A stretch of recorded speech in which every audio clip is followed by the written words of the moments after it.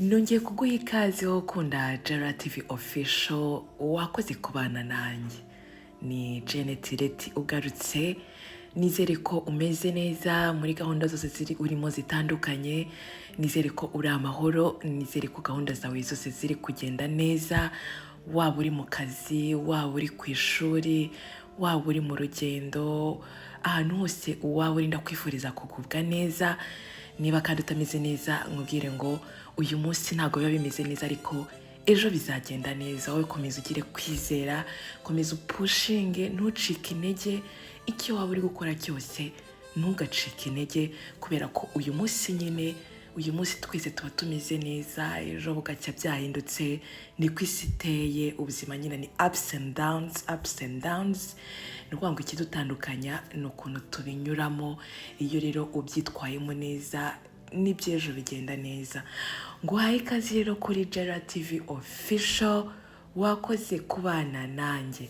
Ndagira ngo niba utarakora subscribe kuri iyi channel, nyaruka ukore subscribe kandi ukore kuri kariya kazogera kugira ngo igihe cyose dushyizeho ikiganiro runaka ujye uhita ukibona mu ba mbere, kubera ko aba ari ikiganiro cyuje ubwenge kiri butume hari ikintu wunguka mu buzima. Niba hari n'ibintu busanzwe uzi, ni byiza ko duhora twiga buri munsi ukunguka ubumenyi.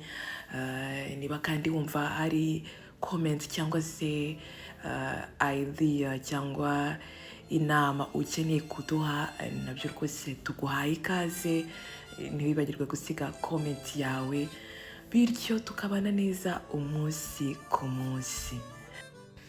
Uyu munsi rero wakwibaza ngo turaza kuganira kuki. Ubushize nabahaye video isobanura ikintu bita BMI, mbabwira ukuntu uburyo ushobora gupima ibiro byawe, ibiro ufite ko bijyanye n'uburebure bwawe, kubera ko hari igihe umuntu ubusanga ibiro afite bitajyanye n'uburebure bwe, bikaba byakuganisha kuba wagira umubyibuho ushobora kuguteza ibibazo, ibibazo bijyanye n'umubyibuho murabizi bari byinshi. Nagiye rero mbona feedback nyinshi, mwarakoze cyane. Hari igihe mu buzima ugira abantu bagusapotinga bagatuma uhora ugira courage zo gukora kandi zo gukora cyane.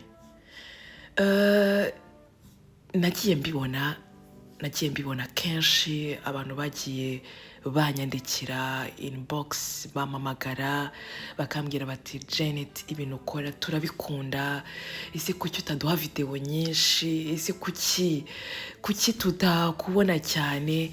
Ariko ntababeshye, umuntu aba afite ibintu byinshi, akazi nako kaba katworoheye, ubuzima busanzwe bwa buri munsi tubamo, ariko mu kanya gatoya mbona ngerageza gutegura, mfite ibintu byinshi nagiye negura biri muri store, ntarabona umwanya wo kwicara ngo mbirikodinge mbishyire ku murongo mbibahe. Ariko rwose ndabizeza ko mu minsi iri imbere nzajya mbaha video uko bukeye n'uko bwije mukazibona umunsi ku munsi. Uyu munsi rero uribaza ngo turaza kuganira kuki. Muri video y'uyu munsi tugiye kuganira ku muntu witwa umunarcissiste. Narcissiste ni muntu ki? Narcissiste ninde? Ese ni ryari tuvuga ko umuntu ari umunarcissiste? Narcissiste ni iki? Ubusanzwe umunarcissiste ni umuntu uba wikunda birenze ibikenewe, atitaye ku kintu icyo ari cyo cyose, atitaye ku bo bari kumwe, atitaye ku bo biri bubangamire, atitaye entourage yose ayiva ikagera. Icyambere aba yishyize imbere, ashyize inyungu ze imbere. Ndabigusobanurira neza.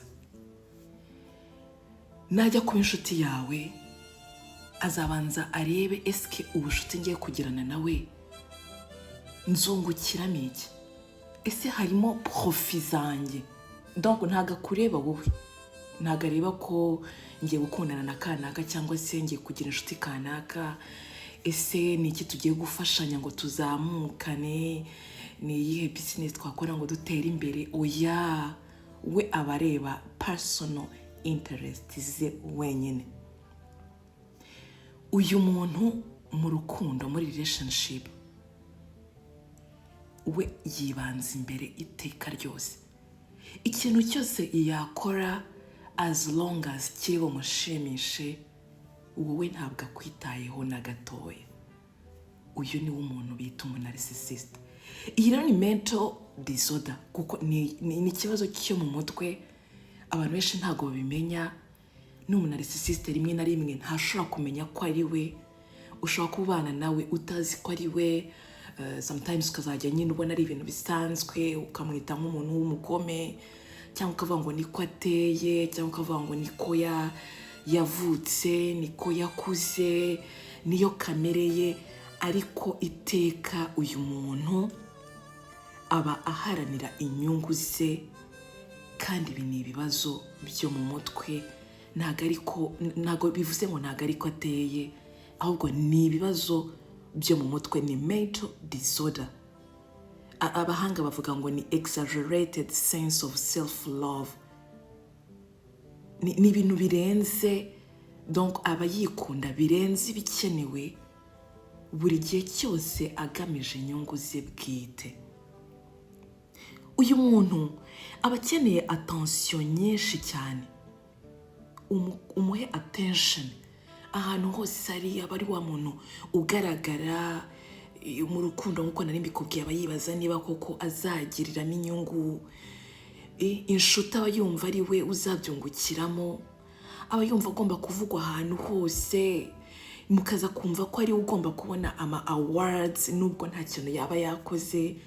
Mu birori niba yatashye ubukwe ashaka kugaragara, ni wa muntu ugomba kuza yambaye ibintu bidasanzwe, like azi yambaye ibintu bituma abantu bose bamwitaho, bamubone ko yahageze, atari uko yari agamije kwambara neza as such, ahubwo ari uko agamije ko abantu bamuha iyo attention, bamwiteho cyane. Ubirebeye ku ruhande rumwe ushobora kubona ko nta kindi kibazo kibirimo, ariko uyu muntu abangamira amarangamutima ya entourage arimo, nk'uko nari mbikubwiye. Gukundana rero n'uyu muntu biragoye cyane. Unamenye rwose gukundana n'umuntu umeze gutya, ntuzatinde, uzahita ubivamo, ntuzajijinganye na gatoya, kubera ko ni umuntu nanaguca inyuma azumva ko yari arimo yubahiriza ibyifuzo bye, cyangwa yarimo yishimisha, atitaye ko bikubabaza cyangwa birakureba, ubabare cyangwa ntubabare, we yageze ku cyo yifuzaga. Uyu muntu nimukundana azagerageza kukumvisha ko uri munsi ye uko byaba bimeze kose. Niba uri umugore ufite n'ubwenge, ufite akazi keza, azabanza kwereke ko uri ubusa imbere ye, abanze agucishe make, atume wiyumva ko nta kintu ushoboye, ko n'ibyo wakora byose cyangwa ibyo ushoboye bitarenze. Donc agerageze guha agaciro gake ibintu wakoze, kandi abibona ko birenze, abyirengagize, kubera ko nyine ntakeneye ko umurengaho. Uyu muntu ashaka kugaragara cyane, yaba mu myambarire, yaba coiffure, ku mutwe. Ntabwo abikora kubera ko akeneye gusa neza, ahubwo arabikora kugira ngo abantu bamuhe ya attention, bamuvugeho. Avuga ati, niba ari ubukwe ati kanaka ariko mwamubonye. Donc iyo yumvise ako kantu ko yavuzwe ngo mwamubonye, nibyo bimushimisha. Aba ameze nk'umuntu ufite complexe d'infériorité, ariko mu bundi buryo ashaka kugaragaza mu bundi buryo. Donc yerekane ko arenze, yerekane ko ashoboye, yerekane ko ari umuntu, donc abe center w'ibintu byose. Uyu muntu rero nukundana nawe azakubabaza iteka ryose, kubera ko hari n'igihe muzapanga gusohoka. Urabibona iyo ukundana n'umuntu umugera igihe akabazi ibintu ukunda, ukabizi ibintu akunda. Rimwe na rimwe hari igihe wigomwa kugira ngo balansinge, kugira ngo wa muntu mukundana nawe yishime, kabone n'ubwo waba utabikunda. Ndaguha urugero, ushobora gukundana n'umutipe cyangwa n'umukobwa, akunda umupira cyane kandi wowe ntabwo bikunda, ariko ubyumuma igihe kiragera rimwe na rimwe ukavuga ngo uyu munsi ese dushobora kurebana match meme nubwo utabikunda, ariko kubera ko uzi ko ari ikintu akunda, umwakumpanye, abone ko muri kumwe, abone ko byishimiye. Ariko uriya muntu w'umunarcissiste kabone niyo waba ukunda kurya se, kurya imbuto se cyangwa kurya inyama se, we atabikunda azagutegeka ko iteka ryose murya ibintu akunda. Wowe ntabwo kuba wishimye cyangwa utishimye ntabwo bimureba, ntabwo aba abyitayeho. Uyu muntu rero arakubabaza igihe cyose. Niba ukundana n'umunarcissiste cyangwa waratangiye kuvumbura imwe muri iyi mico ndi kukubwira, mureke, shaka ukuntu bivamo hakiri kare. Abanarcissiste ikindi kintu kibaranga, bazi kumanipira abantu. Ni umuhanga cyane muri manipulation, akaba yateranya n'abandi ariko agasigara afite izina ryiza, kubera ko akeneye kuguma on top, akeneye kuguma ameze neza. Ndaguha urugero rutoya, mushobora kuba muri nk'abantu 3 cyangwa kuri y'abantu 4, wenda mukorana, groupe y'abantu mukorana, akabona hari umwe mwapreciya, ugerageza, ufite ubumenyi, agashakisha ukuntu abateranya kugira ngo wasigare asa nkaho nta kibazo, mubone ko ari we mwana mwiza, mubone ko ari we mwiza. Donc amanipira abantu, haba mu rukundo arakumanipira, akakwereka ko ari we muntu mwiza, ko ibintu byose ari gukora ari ukugira ngo mugirire relation nziza, ariko aba ari kukumanipira kubera ko ari kwita ku nyungu ze bwite. Uyu muntu rero uzasanga agira ishyari cyane, uzasanga arangwa n'ishyari kugeza no kuko bashakanye, kubera ko nyine ntakeneye kumurenga nk'uko nabikubwiye. Ababazwa iteka no kubona hari undi wabaye promoted nko ku kazi, cyangwa se hari umuntu amaso yabarangariye, kubera ko akeneye nyine ko ari ugaragara. Niba ku kazi hari umuntu ukora neza, biramubabaza, bibaye ngombwa nako kazi yakakwirukanishaho kugira ngo ari busigara avugwa, ari busigara arebaho, bamurebaho, kubera ko nyine akeneye ko ari we muntu uguma on top. Umuntu ko nabikubwiye, ni umuntu urakara vuba kubera ko aba afite confidence ariko atiyizeye mu by'ukuri, kubera ko nawe abazi neza ko nubwo yifitiye confidence azi ko nta kintu kirimo, ku buryo iyo umukrititseho gatoya uvuga kuri yapuwe nyine y'ukuri kuri we biramurakaza cyane, kubera ko akeneye ko avugwa neza, akeneye ko agaragara neza iteka ryose, kubera ko nyine ni mental disorder afite, ni uburwayi afite mu mutwe afite. Ahanini aba bantu baba bakeneye abapsikologe kugira ngo babaganirize, bamenye ko bafite iki kibazo, babafashe kuba bagisohokamo, kubera ko nyine ni uburwayi bigoye kuvumbura ko bufite. Kubana rero n'uyu muntu muri sosiyete biba bigoye, biba bisaba kumwihanganira cyangwa se kumugendera gake, ariko iyo bigeze mu rukundo sirto niho ndi buze kwibanda, ababaza amarangamutima yawe, hahandi akugiraho controle yose ishoboka, aguca ku bantu, aguca ku nshuti, kuko ntago akeneye ko usohoka ngo ugaragare, akeneye ko ikintu cyose ukora ari we uba wakigizemo uruhare. Niba ari n'ubukwe ashobora kukubwira ati no, ati ndi kumva buriya bukwe utabujyamo, nta mpamvu yo kubujyamo, ahubwo hari ikindi kintu numvaga wakora. Agerageza kuguca muri cycle y'abantu bawe, ukazisanga uri wenyine, ukazisanga nta nshuti ukigira, ukazisanga ibintu byose ukora uri under his control. Agufiteho power kuva kuri A kugera kuri Z. Donc ameze nk'umuntu wagufasha gupfundikira nk'ahantu mu icupa. Uyu muntu rero numenya gukundana n'umuntu umeze gutya, uzihutire kubivamo bitaragera kure, kubera ko iyo mugeze mu rugo biba bibi cyane. Uyu muntu yakora ikintu icyo ari cyo cyose cyane kwica ariko kugira ngo agere ku cyo yifuza kugeraho. Wakwibaza rero ni iki gitera umuntu kugira izi comportement?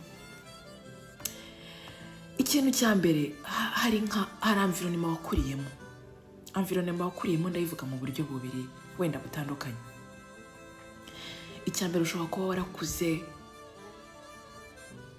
ubayeho ubuzima bubi cyane, wenda wagize amahirwe make yo kurerwa n'ababyeyi bawe, wenda wisanzurerwa wenda na mukaso n'urugero, ugasanga hari ibintu byinshi nyine utagiraho access kubera ko utari umeze nk'umuntu utari iwanyu, ugasanga ukuranye icyo kintu cyo kumva ko uzi, ukaba umeze nk'umuntu uri kwihorera mu by'ukuri, ariko bikafekta umuntu utarabigizemo uruhare.